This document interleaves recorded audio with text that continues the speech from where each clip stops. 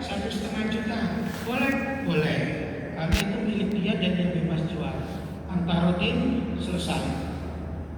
Kemudian bai'ut tauliyah, jual beli ya suatu barang yang sesuai dengan harga pokoknya tanpa ngambil keuntungan. Saya beli HP 2 juta, saya jual 2 juta. Boleh? Boleh. Asal saya mau. Sehingga ini ketika di tempat jual beli itu hak ada di penjual. Mau murabahah, mau wadiah, mau tauliyah, silakan pilih sendiri. Yang punya hak siapa? Penjual. Mau ambil untung, mau rugi, mau sama harganya dengan modal, silakan. Karena melihat misalnya, wah daripada gak laku, mending jual rugi, kan begitu. Wah daripada rugi banyak, mending jual sama harga. Oke. Kemudian yang ketujuh, bai'ul inah. Inilah yang disebut dengan jual beli kredit. Apa itu? Jual beli antara dua belah pihak, penjual dan pembeli, di mana seseorang menjual barangnya kepada pihak pembeli dengan harga tangguh lebih tinggi, menjual dengan harga lebih murah jika dibayar secara tunai. Nah, jadi misalnya saya punya HP, kalau tunai 2.300.000. Kalau kamu mau bayar tangguh di kredit, misalnya 10 bulan, saya jual 3 juta. Ya, maka harganya lebih mahal. Lalu disepakati mau pilih yang mana? Yang tunai atau yang tangguh kredit. Kalau pembeli tadi memilih yang kredit, maka harganya 3 juta. Kalau pembeli tadi memilih cash, harganya 2.300.000. Itu jual beli kredit dalam Islam dan diperbolehkan. Kemudian bai'ul istisna, jual beli dalam bentuk pemesanan. Jadi barang sudah dipesan dulu, dan ini biasa terjadi. Sudah pesan, bayar DP, nah, itu boleh. Jadi kalau ibu-ibu ada yang pesan snack untuk pengajian, pesan lemari, ya, pesan sayur, ya, pesan apapun, terus ngasih DP, itu boleh. Wah saya mau, kalau kamu mau pesan tapi DP dulu, itu boleh dalam Islam, ya, silakan. Kemudian bai'ul shorf, ya, bai'ul shorfi, apa itu? Jual beli mata uang. Nah ini yang sering menjadi perdebatan. Boleh nggak kita itu jual beli falas atau jual beli mata uang? Nah Bapak Ibu sekalian, yang dilarang dalam Islam itu, ya, ketika emas dengan emas, tetapi harga emasnya berbeda. Perak dengan perak, tapi harga peraknya berbeda. Kalau jenisnya sama, maka tidak boleh ada perbedaan harga. Misalnya emas 1 gram ditukar dengan emas 1 gram, maka tidak boleh ada nilai lebih karena jenisnya sama. Tetapi kalau mata uang, walaupun jenisnya sama, namun nilai tukarnya berbeda, tergantung dengan pergerakan pasar. Maka tukar mata uang itu sudah masuk ke dunia perdagangan, bukan lagi nilai emas dengan emas, perak dengan perak. Nah, kenapa? Setiap mata uang punya nilai masing-masing terhadap negara yang berbeda. Maka statusnya tukar uang falas itu artinya dengan mata uang asing selain yang punya kita, contoh rupiah dengan dolar. 1 dolar misalnya berapa sekarang? 16.000. Ya, padahal cuma 1 dolar. Kita keluarkan 16.000, itu sah. Karena sudah masuk ke nilai perdagangan dan mata uang itu berbeda-beda tergantung kekuatan falas sebuah negara. Nah, jadi itu diperbolehkan. Ya, yang dilarang itu emas dengan emas yang Nah, nanti akan terjadi perbincangan. Bagaimana kalau kita nuker emas di toko emas? Kan begitu. Siapa yang punya emas? Miskin semua ini kan? Ya. Mesti pernah kan punya emas, lalu mau orderan nuker yang terbaru. Nah, kalau secara Al-Quran dan hadis itu nggak boleh emas dengan emas lalu nambah, jangan, itu nggak boleh. Lalu bagaimana biar tidak kena haram? Gampang, jangan jual dulu emasmu. Emas yang punya jenengan dijual dulu. Misalnya sekarang antam mau ditukar perhiasan, antam sekarang 2,4, jual dulu antamnya. Ini saya jual antam 2.400.000, lalu dibelikan emas perhiasan, kan beda harga itu. Maka belilah emas tadi dengan uang hasil penjualan emas antam, itu sah. Atau emasnya sama, kadarnya sama, itu kalau jenengan ini saya tukar dengan yang baru, oh bu, jenengan nambah. Nah, itu yang jadi masalah. Diakali biar gak nambah. Saya jual nih emas saya yang 18% misalnya. Dijual dulu berapa gram? 5 gram.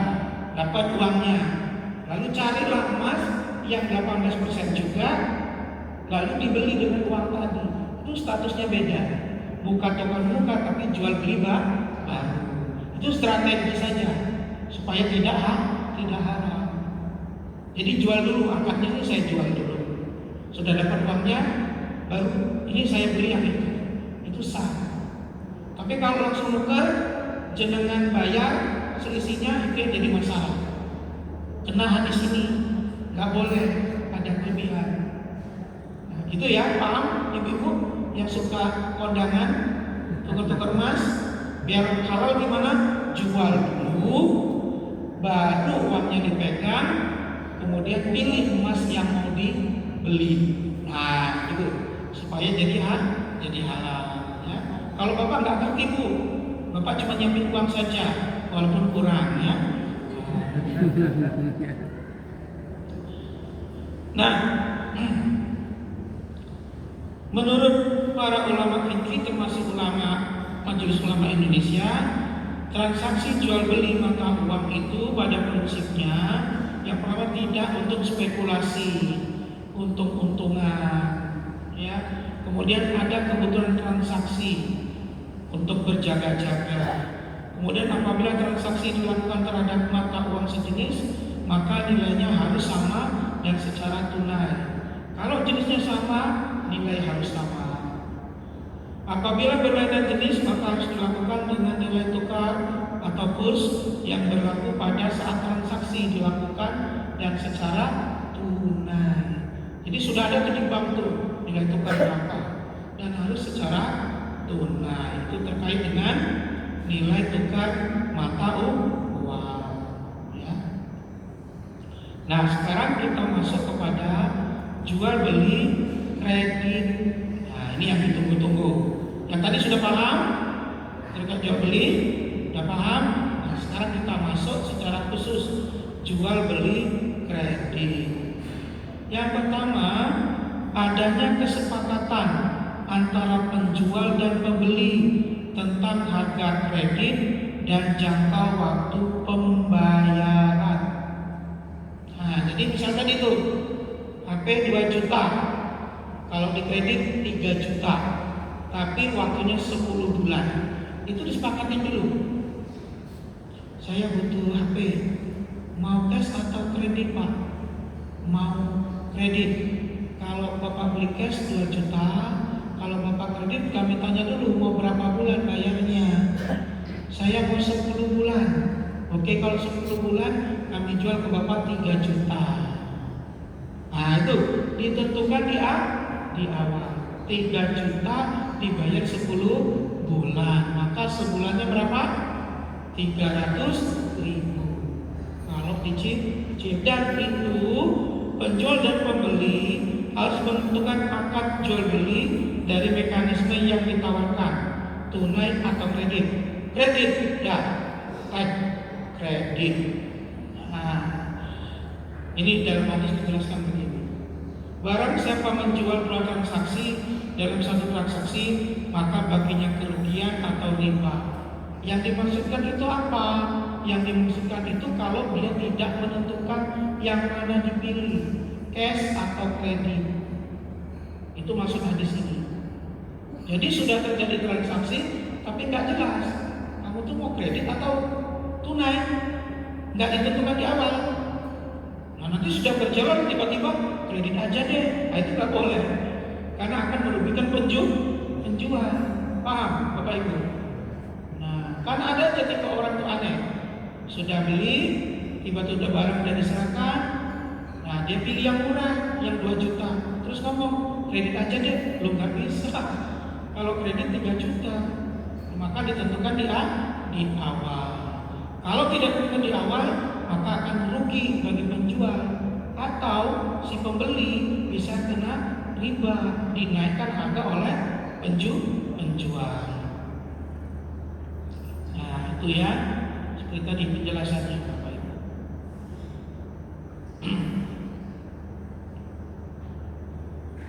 Kok kayak cepet banget.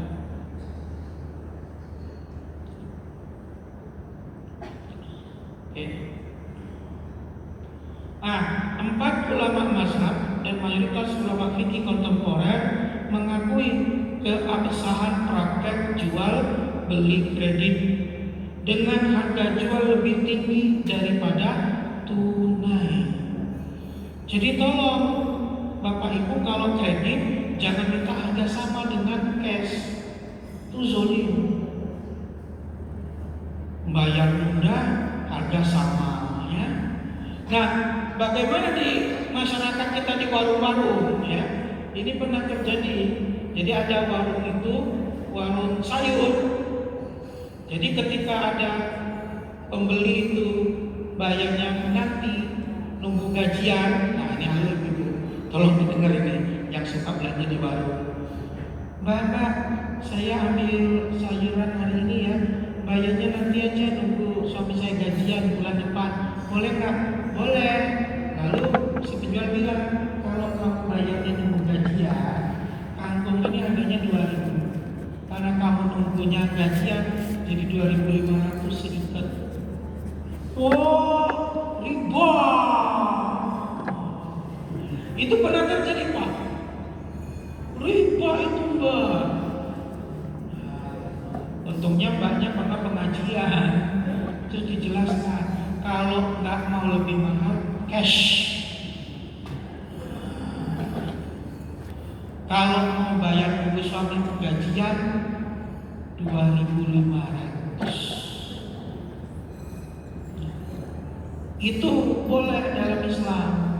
Jadi kalau di sini ada tukang sayur keliling komplek, hitukan saja tuh, biar nggak rugi. Mohon maaf Pak, Bu, kadang kasihan dengan tukang sayur keliling itu. Sudah keliling jualan sayur di hutan, harga sama ya kan? Pas ditagih nggak keluar dari rumah, itu kasihan banget itu. Nah itu ya, maka boleh menaikkan harga lebih tinggi. Ya, telur sekilo 25, karena bayarnya nunggu gajian suami jadi 30. Ya monggo silakan. Kalau mau ambil, nggak mau cash. Nah, gitu kan. Saya yakin nanti banyak orang mikir, apalagi kalau bapak ibu, ya kan harganya 2 kali lipat. Kapan bayar? Nunggu suami gajian. Nah, ini harga telur 25. Kalau kamu bayar nunggu suamimu 50.000. Saya yakin kan yang mau ngutang, kecuali terpaksa. Dan bapak ibu bebas dari utang piutang. Nah, gitu ya. Oke. Dalilnya mana? Ini umum ada dari surat Al-Baqarah ayat 275. Tadi yang sudah kita sampaikan di awal. Kenapa Pak jual beli kredit itu diperbolehkan? Karena ada unsur tolong menolong. Ya, ada unsur tolong menolong. Jadi kalau di surah Al-Maidah itu dikatakan yang beda ayat 2, wa ta'awanu 'alal birri wat taqwa wa la ta'awanu 'alal itsmi wal 'udwan. Dan tolong menolong kamu dalam dan jangan tolong menolong dalam berbuat dosa dan pelanggaran. Jadi kalau jual beli kredit itu ada tolong menolongnya Bapak Ibu. Tolong menolong kepada yang butuh, menolong keuntungan kepada penjual. Nah itu ya.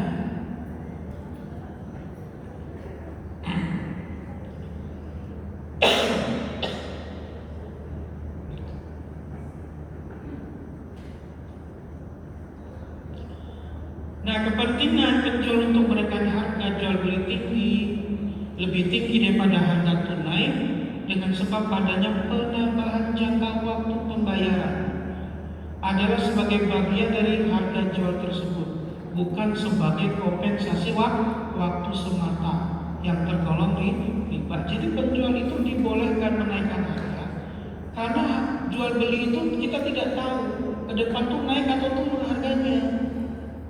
Itu seperti itu. Maka karena apa? Karena jangka waktunya Bapak Ibu.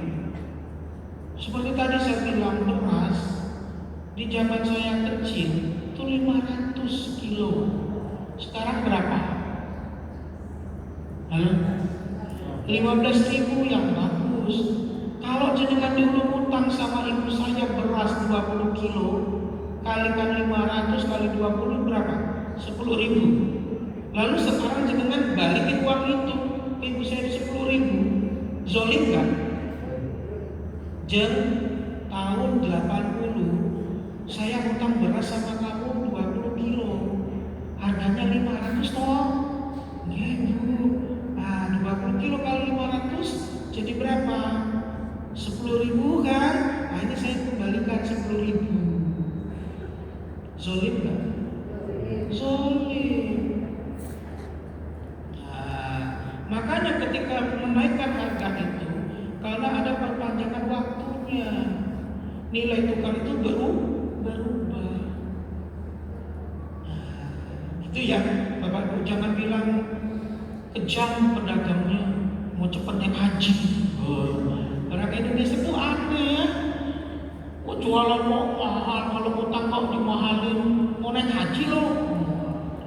Ya siapa yang nggak mau naik haji kan? Mau semua.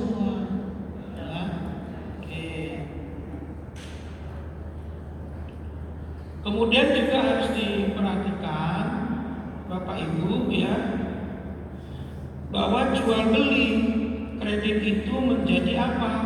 Maslahat bagi kalangan masyarakat menengah ke bawah. Jadi orang yang tidak mampu membeli secara tunai, dia bisa membeli dengan cara kredit atau berjangka. Sehingga orang-orang yang tidak mampu tadi tertolong.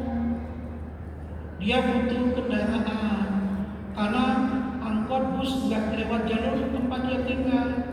Nah, lalu dia beli dengan cara berjangka. Itulah ada tolong menolongnya. Begitu. Itulah kenapa jual beli kredit dibolehkan di dalam Islam. Ya. Nah, itu saya ambil di hasil keputusan majelis taklim. Nah sekarang bagaimana? Ya, menurut para ulama, ya, Majma' Al-Fiqh Al-Islami, ya, dalam organisasi Islam dunia, jual beli secara kredit dengan harga lebih tinggi dari harga tunai adalah halal selama harga yang telah ditetapkan dan disepakati di awal. Boleh harganya lebih tinggi karena kredit, tapi harus ditetapkan di awal, bukan di tengah, bukan di akhir. Kalau majelis tadi sudah jelas ya, dibolehkan ya, asal harga dan waktu jelas. Tidak ada unsur bunga karena keterlambatan. Nah ini juga penting Bapak Ibu. Ketika jual beli berjangka itu yang harus jadi perhatian ya, itu tidak ada kenaikan dari apa yang sudah disepakati di awal. Kemudian ketika sudah jatuh tempo ya, misalnya 1 tahun atau 10 bulan lah biar cepat, kok sudah sampai 10 bulan kok belum bisa melunasi, itu dalam Islam tidak langsung disita barangnya kalau dia punya anggunan, tapi apa? Diajak kompromi dulu.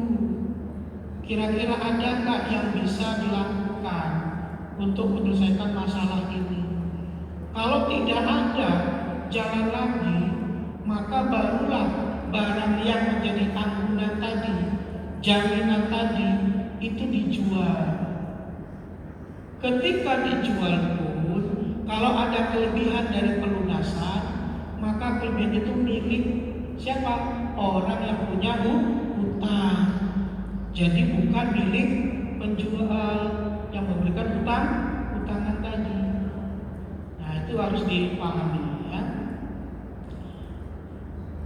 MUI membolehkan jual beli kredit. Harga jual harus disepakati di awal.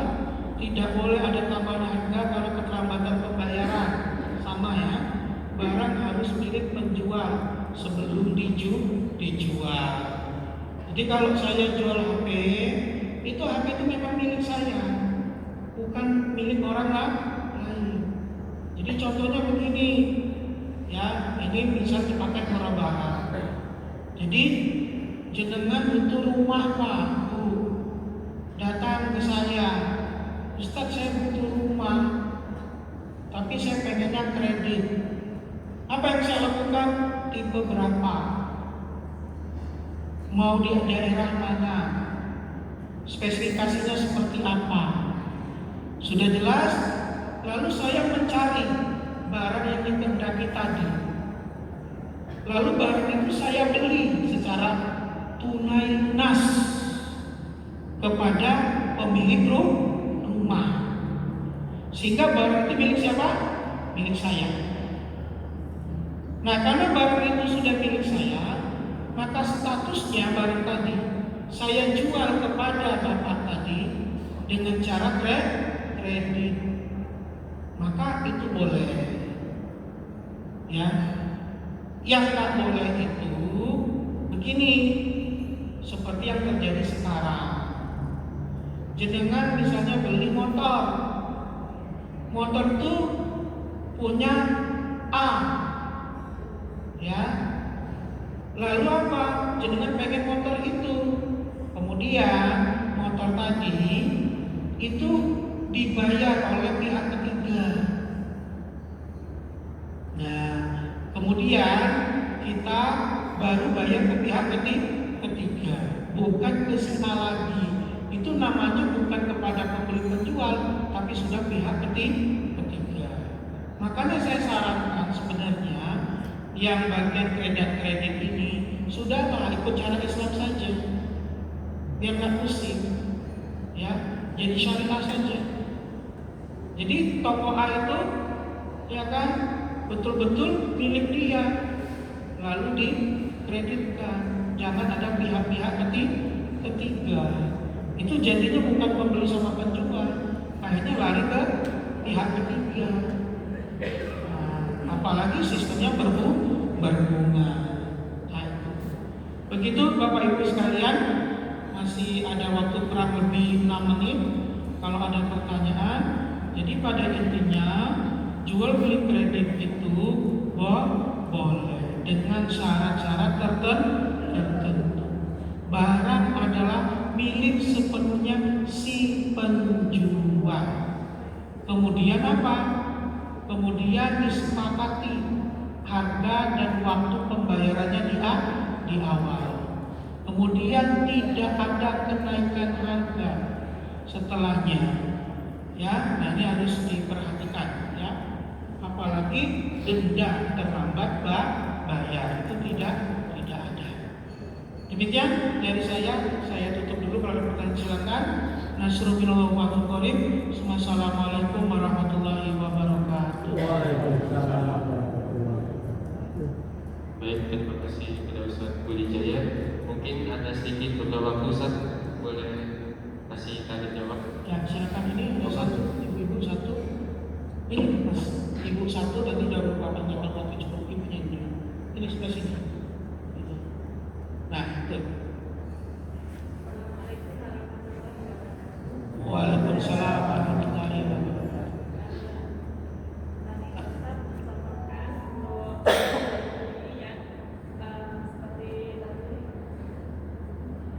Pada saat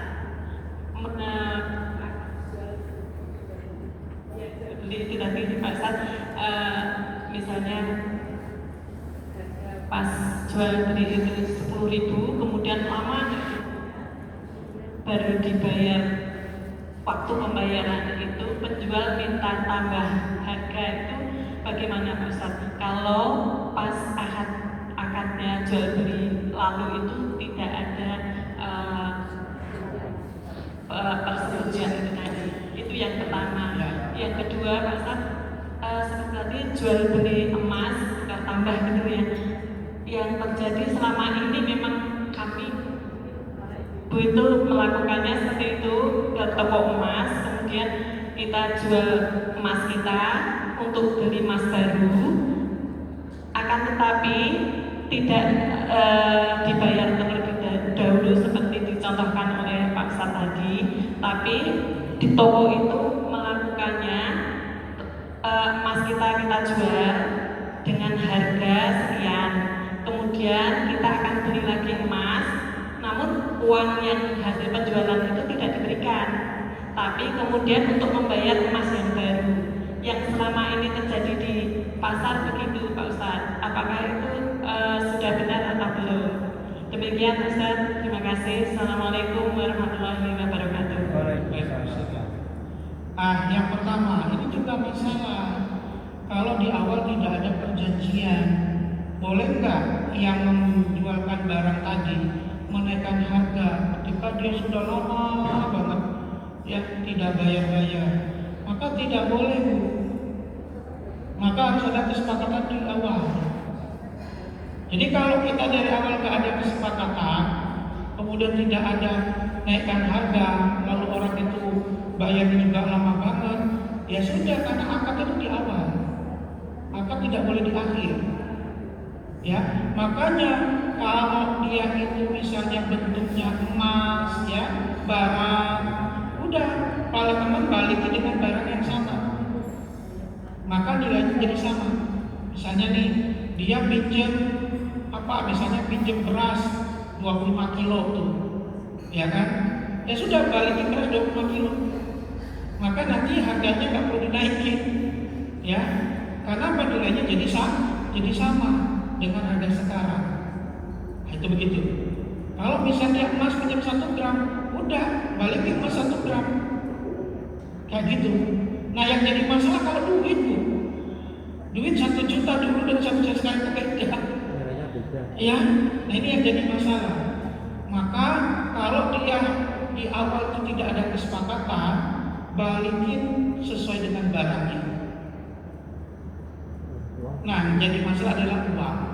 Nah, ketika masalah uang, maka harus ada berpikir dengan baik bagi orang yang pinjam uang itu. Ya, tanpa diminta, ya monggo kalau mau memberikan ucapan terima kasih. Ya, jadi kalau berupa barang, jalan tengahnya balikin barang yang sama, karena memang tidak ada perjanjian. Nah, yang repot uang tadi itu, yang uang, karena nggak bisa kita minta lebih kalau uang. Maka butuh yang namanya kebaikan dari orang yang pinjam uang. Itu ya, Bu. Kalau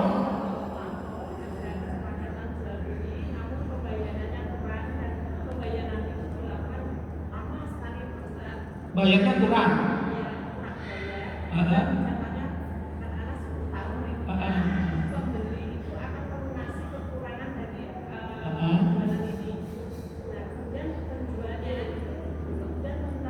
tambahan. Nah, kalau dia bentuk barang, ya dibalikan barangnya aja. Apa, Bu, barangnya? Tanah. Nah, kalau tanah ya sudah, misalnya kalau ini terkait dengan tanah, makanya kalau tanah itu lebih baik dibalikan ke tanah lagi. Kalau dia dengan harga, berarti kan bisa lihat NJOP yang ada.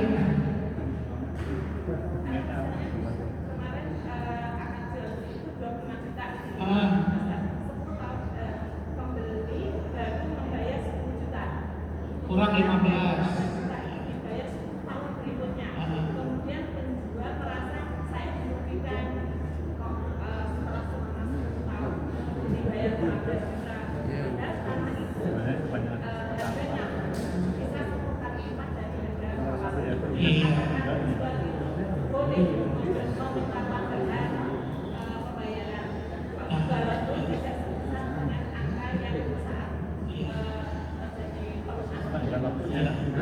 Nah, disinilah pentingnya akad di awal.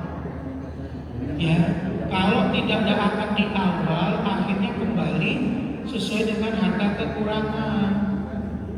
Maka penting di awal itu, ketika ada akad jual beli, kalau dia kurang atau apa ditanya, kamu mau kapan bayar sisanya kekurangan ini? Kalau cuma waktu sebentar ya nggak apa-apa, kalau lama, nah bagaimana kalau disesuaikan dengan harga tanah yang ada waktu itu? Kalau tidak ada memang berat Bu, secara syariat tidak ada akadnya, ya maka tidak boleh penjual menaikkan harga di akhir. Maka dari situ pembeli yang kurang tadi harusnya berpikir dengan kebaikan. Dia yang harus sadar, ya kalau ya harga tanah ini naik, seharusnya saya juga ikut naik. Tapi kalau yang punya tanah minta ini akan disesuaikan, itu yang menjadi masalah karena tidak ada akad di awal. Itu Bu. Jadi secara aturan tidak bisa menaikkan karena tidak ada kesepakatan di awal. Nah, secara akhlak harusnya orang tadi yang bayar kurang tadi itu mikir, oh saya ini bayar terlambat 10 tahun, harusnya saya ikuti harga yang sekarang. Harusnya dia yang berpikir secara akhlak jual beli. Tapi kalau penjual nggak boleh menaikkan kan nggak ada akadnya. Begitu Bu. Jadi bagi jenengan, misal jenengan yang punya seperti itu, ya sudah akhirnya harus mengikhlaskan. Maka transaksi itu ada akad di awal Bapak Ibu. Tidak ada akad kalau nanti penjual. Bisa dipahami? Ya. Nah, semoga kalau ini kejadian seperti ini, saya doakan bagi yang beli yang uangnya kurang tadi punya akhlak yang mulia, bisa menambah, ya dengan sendirinya tanpa diminta oleh pemilik tanah sebelumnya. Karena kalau penjual yang menaikkan di akhir nggak bisa. Nah, karena tidak ada akad. Kemudian pertanyaan kedua, kalau yang terjadi itu di awal, ya sudah diketahui harganya, ya misalnya ini dijual dengan harga 1 gram yang ukuran 18% itu misalnya dihargai 1,8, emas ibu 2 gram, berarti berapa? 3,6. Jenengan mau emas yang berapa? Harganya 1,5, berarti ada selisih. Berarti selisihnya jenengan dapat. Kalau sudah jelas di awal, tidak apa-apa. Asal jelas di awal. Tapi yang paling aman sekali, jual dulu, uang terima. Itu lebih aman. Tidak ada perdebatan. Ya, kalau ini kan transaksi cuma di atas kertas, tapi belum ada uangnya. Tapi biasanya di tempat penjual itu sudah dianggap itu harga pas, sudah disepakati di awal. Ya, maka boleh saja. Tapi yang paling aman terima dulu uangnya, biar tidak terjadi perselisihan. Ya, oke, udah habis waktunya. Gimana Pak? Ini waktunya habis Pak, nanti habis sholat bisa ketemu saya sebentar ya. Oke, nanti gara-gara emas gak sholat maghrib nanti. Terima kasih Bapak Ibu sekalian. Yang maaf ada kesalahan.